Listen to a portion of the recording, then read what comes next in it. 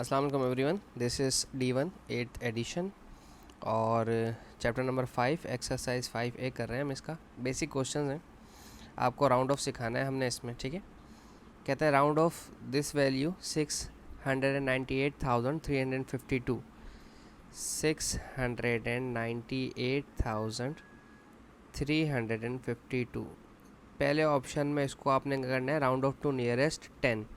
ठीक है, यानी कि वंस, टेंस, 100, 1000, 10,000 और फिर 100,000। ठीक है, अगर आपने नियरेस्ट टू टेंस पे करना है तो सिर्फ इस 52 को देखें क्या होगा। ठीक है, ये 52 इस 5 से पहले बाद वाला नंबर, यानी कि ये 5 है, ये 2, क्या 2 इस 5 को इंक्रीज़ कर सकता है या नहीं। आप जानते हैं कि अगर 0, 1, 2, 3 और 4 हों तो ये नंबर ओमिट हो जाते हैं, और अगर 5, 6, 7, 8 और 9 हो तो ये +1 कर देते हैं। ठीक है, अभी हमारे पास 5 के बाद वाला नंबर जो है वो 2 है, ये ओमिट हो जाएगा, ख़त्म हो जाएगा। तो इसका आंसर क्या बनेगा?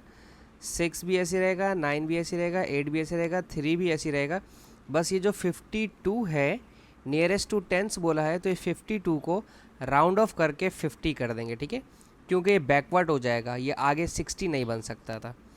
इसी तरह से अगर मैं 698,352 को ऑप्शन नंबर बी के हिसाब से नियरेस्ट टू 100 करूं तो ये देखें, ये 100 वाली पोजीशन हमारी ये है। ठीक है ना, ये 100 पर है। अब ये 350 350 है। अगर मेरे पास 310 होता, 320 होता, 330 होता, 340 होता तो ये ख़त्म हो जाते।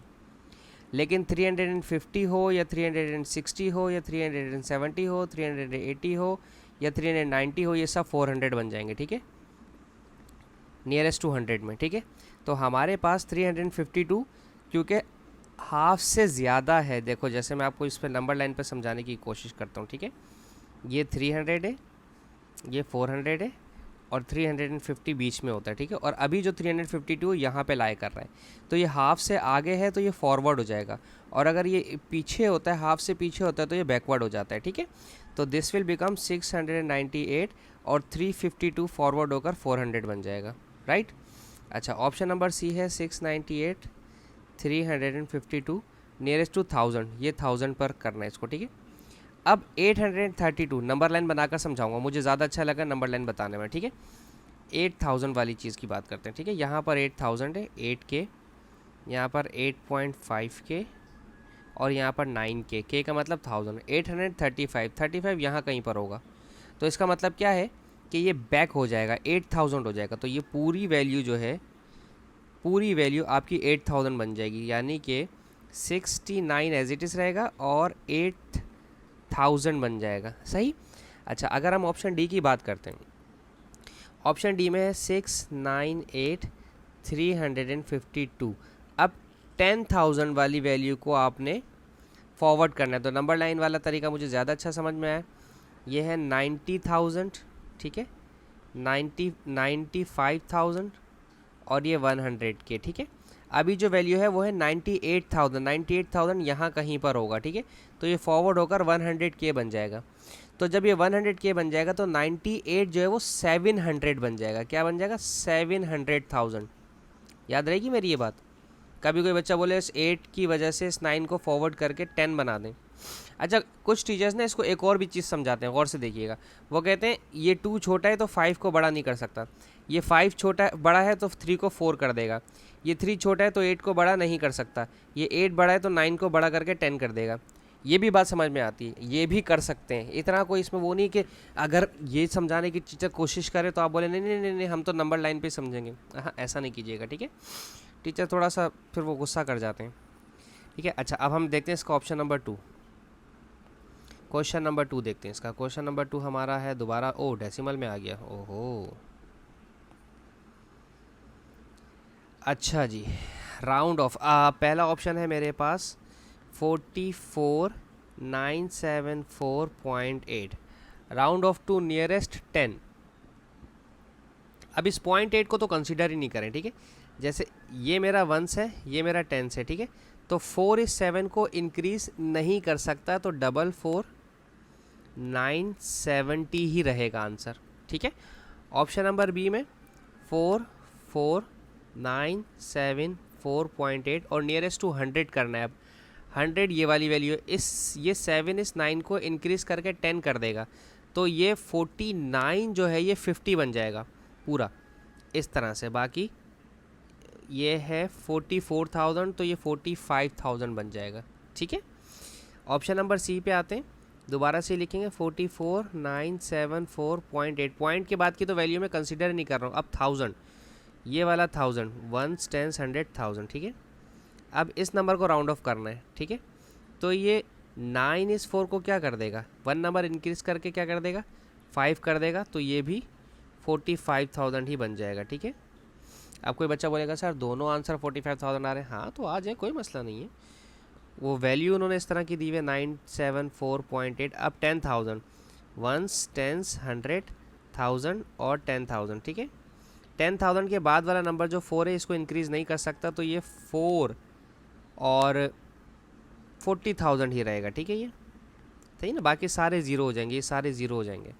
सही है। अच्छा, एस्टिमेशन कितने। अच्छा, क्वेश्चन नंबर 3 देखते हैं अब इसका। ठीक है, ओप्स सॉरी,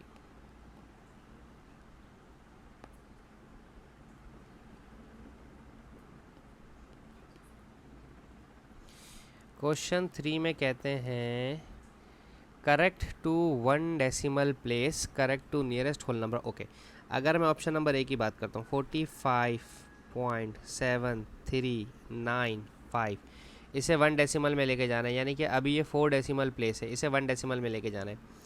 तो 5 इस 9 को इंक्रीज़ करके 10 कर देगा, तो 45.7, ये 39 जो है ये 40 बन जाएगा। ठीक है, इस तरह से।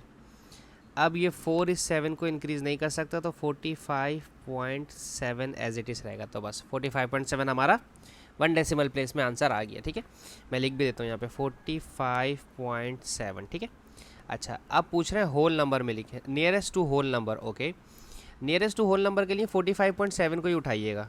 45.7, 45.7, ये 7 इस 5 को इंक्रीज़ कर सकता है ना, बिल्कुल कर सकता है, क्योंकि ये बड़ा है, 5 से बड़ा नहीं है।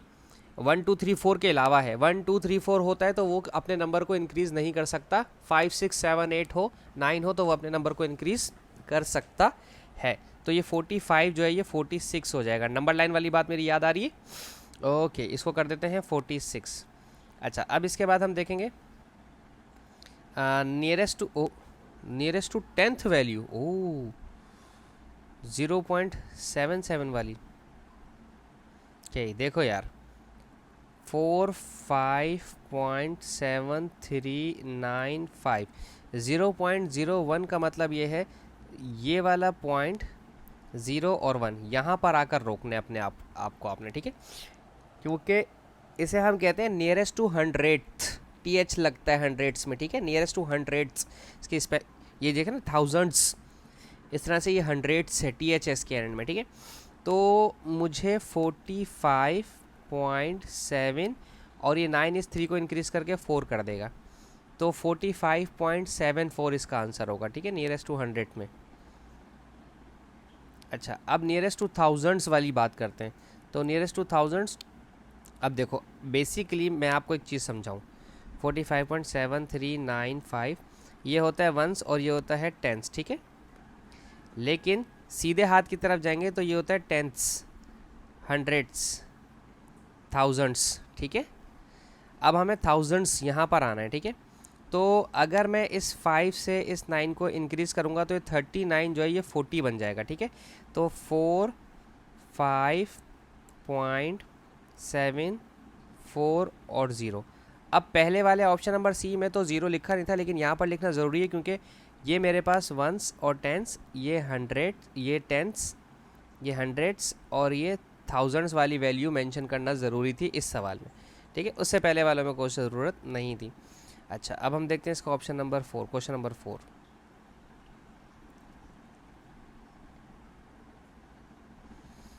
Okay, correct to the nearest whole number.